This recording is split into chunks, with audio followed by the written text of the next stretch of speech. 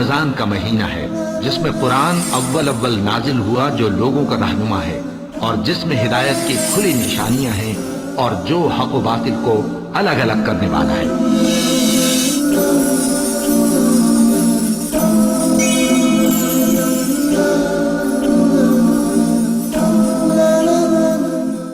الحمدللہ کفا وسلام علی عبادہ الذین اصطفیٰ، اما بعد۔ محترم ناظرین، فضائل رمضان کی اس نشست میں آپ حضرات کا استقبال ہے۔ السلام علیکم ورحمۃ اللہ وبرکاتہ۔ آج کی نشست کا موضوع ہے روزہ اسلام کا ایک اہم رکن۔ تمام قسم کی تعریفات اللہ وحدہ لا شریک، خالق کائنات، مالک ارض و سما اور مدبر انسجاں کے لیے ہیں۔ اس کے بعد بے شمار درود و سلام نازل ہو جناب محمد الرسول اللہ صلی اللہ علیہ وسلم پر کہ اللہ رب العالمین نے انہیں رحمت للعالمین بنا کر بھیجا۔ اللہم صلی علی محمد وعلی آل محمد کما صلیت علی ابراہیم وعلی آل ابراہیم انک حمید مجید۔ اللہم بارک علی محمد وعلی آل محمد کما بارکت علی ابراہیم وعلی آل ابراہیم انک حمید مجید۔ محترم ناظرین، روزہ اسلام کا ایک اہم رکن ہے۔ اللہ تعالیٰ ارشاد فرماتا ہے سورہ بقرہ سورہ نمبر 2 آیت نمبر 183، یا ایھا الذین آمنوا کتب علیکم الصیام کما کتب علی الذین من قبلکم لعلکم تتقون۔ اے ایمان والو، تم پر روزے فرض کیے گئے جیسا کہ پچھلے والے لوگوں پر روزے فرض کیے گئے تھے، شاید کہ تم متقی و پرہیزگار ہو جاؤ۔ محترم ناظرین، اللہ تعالیٰ نے ہم لوگوں کو اپنی عبادت کے لیے پیدا کیا ہے۔ اللہ تعالیٰ کہتا ہے سورہ زاریات سورہ نمبر 51 آیت نمبر 56، وما خلقت الجن والانس الا لیعبدون، کہ ہم نے جناتوں اور انسانوں کو صرف اپنی عبادت کے لیے پیدا کیا ہے۔ توحید ایک عبادت ہے۔ عبادت کا معنی کافی وسیع ہے۔ نماز ایک عبادت ہے، زکوٰۃ ایک عبادت ہے، حج ایک عبادت ہے، صدقہ و خیرات ایک عبادت ہے، لوگوں پر احسان کرنا ایک عبادت ہے۔ اسی طریقے سے روزہ ایک اہم عبادت ہے۔ عربی زبان میں روزے کے لیے صوم یا صیام کا لفظ آتا ہے۔ لغوی معنی اس کا ہے رک جانا، کسی چیز سے رک جانا، مطلقاً رک جانا۔ جیسے قرآن مجید کی ایک آیت ہے سورہ مریم سورہ نمبر 19 آیت نمبر 26، انی نظرت للرحمن صوما فلن اکلم اليوم انسیا۔ مریم علیہ الصلاۃ والسلام کہتی ہیں میں نے رحمان کے لیے خاموش رہنے کی نظر مانی ہے، میں آج کسی سے بات نہیں کروں گی۔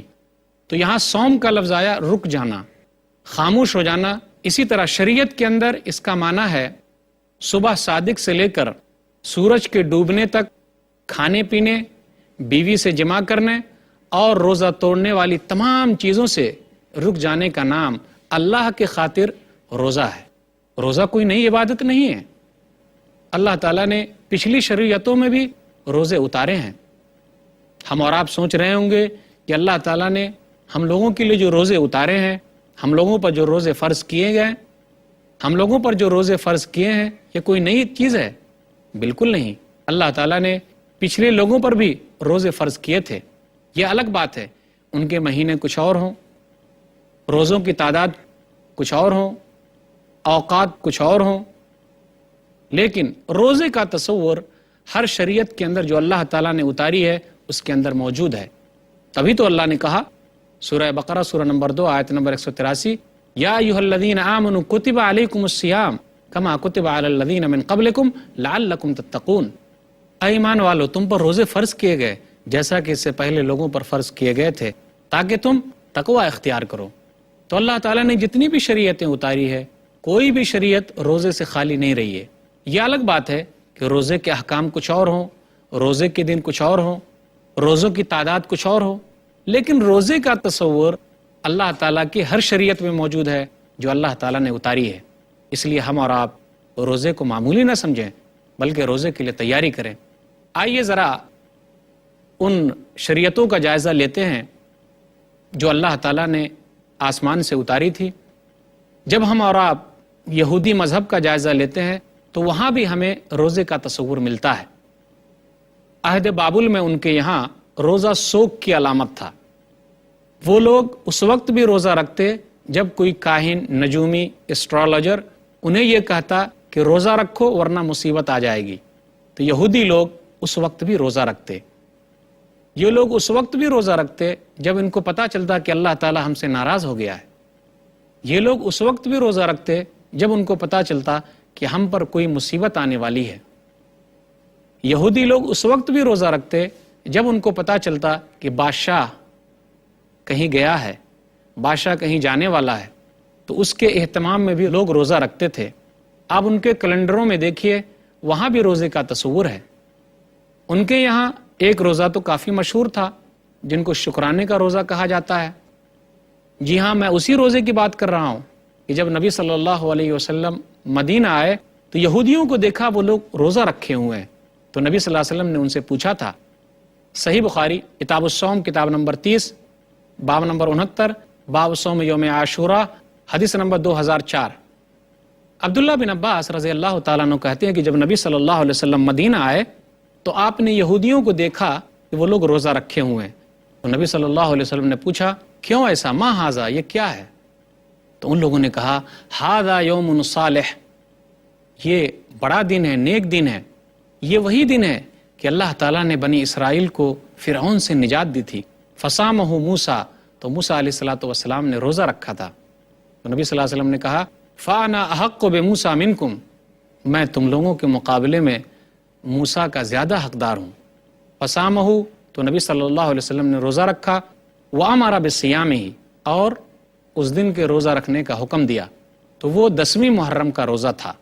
اسی طرح عیسائیوں کے یہاں بھی روزہ رکھنے کا تصور ہے۔ خداوند خدا کی طرف متوجہ ہوا اور منت سماجت کر کے روزہ رکھ کر ٹاٹ پر بیٹھ کر اور راک کو اوڑھ کر میں اس کی طرف متوجہ ہوا۔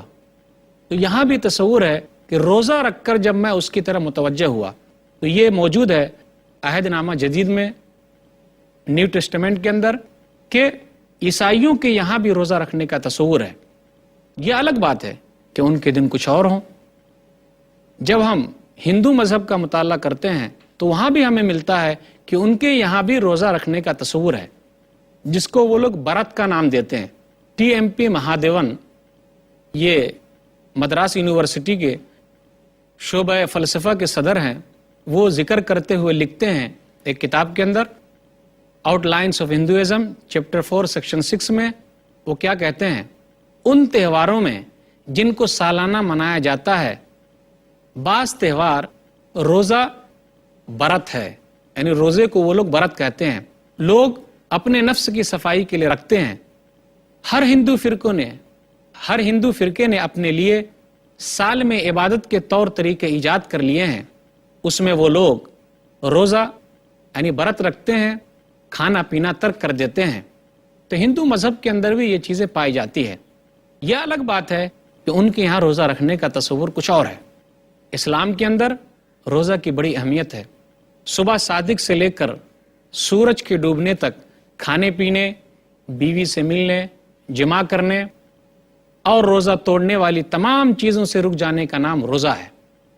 آپ یہ سوچتے ہوئے چلیں کہ اللہ تعالیٰ نے رمضان کا مہینہ جو دیا ہے وہ روزہ رکھنے کے لیے دیا ہے، اس لیے اللہ نے کہا سورہ بقرہ سورہ نمبر 2 آیت نمبر 185، فمن شہد منکم الشہر فلیصم، جب یہ مہینہ حاضر ہو جائے تو چاہیے کہ لوگ روزہ رکھیں۔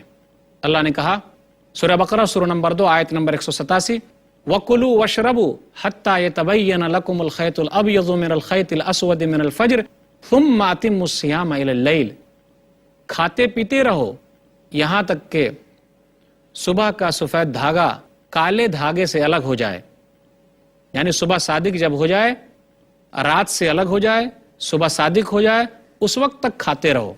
ثُمَّ أَتِمُّوا الصِّيَامَ إِلَى اللَّيْلِ، پھر آپ کھانا پینا بند کر دینا ہے۔ ثُمَّ أَتِمُّوا الصِّيَامَ إِلَى اللَّيْلِ، اور رات ہونے تک یعنی سورج کے ڈوبنے تک روزہ پورا کرو۔ اسلام کے اندر روزے کی یہ اہمیت ہے کہ مسلسل 1 مہینے تک روزہ رکھنا ہے، یعنی روزے کی تعداد بھی متعین ہے، روزے کے دن بھی متعین ہے۔ روزہ رکھنا ہے 29 دن کا یا 30 دن کا۔ روزے کے اوقات بھی متعین ہے کہ دن ہی میں روزہ رکھنا ہے، رات میں روزہ نہیں رکھنا ہے۔ شاہ ولی اللہ محدث دہلوی رحمہ اللہ اپنی کتاب حجت اللہ البالغہ میں لکھتے ہیں، جلد نمبر 2 صفحہ نمبر 37، کہ روزے کا تعین کرنا بھی ضروری ہے، اور اسلام نے اس کو متعین کیا ہے کہ 29 دن رکھا جائے یا 30 دن رکھا جائے، یعنی رمضان کا مہینہ متعین کیا ہے۔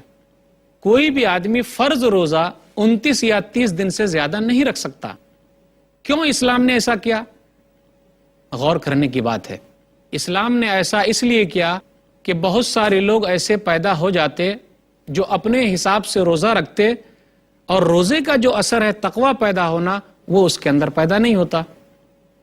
اور بہت سارے لوگ ایسے بھی پیدا ہوتے کہ جو اتنا زیادہ روزہ رکھتے، جو 1 مہینے سے بھی زیادہ ہو جاتا، تو وہ آدمی تو ادھمرا ہو جاتا، اس آدمی کی طاقت ختم ہو جاتی، وہ روزہ رکھتے رکھتے ہی اپنے آپ کو برباد کر لیتا۔ اس لیے اسلام نے روزے کے اندر چھوٹ نہیں دی ہے، مسلمانوں کو چھوٹ نہیں دی ہے، بلکہ خود متعین کیا ہے کہ آدمی 29 دن کا یا 30 دن کا روزہ رکھے۔ یہ آدمی کے اختیار میں نہیں ہے۔ پچھلی شریعتوں میں لوگوں کے اندر اختیار تھا، پچھلی شریعتوں میں لوگوں کے لیے اختیار تھا کہ لوگ اپنے حساب سے چاہے روزہ رکھیں، جتنے دن چاہے روزہ رکھیں، تو اس کا اثر ختم ہو گیا، فائدہ حاصل نہیں ہوا۔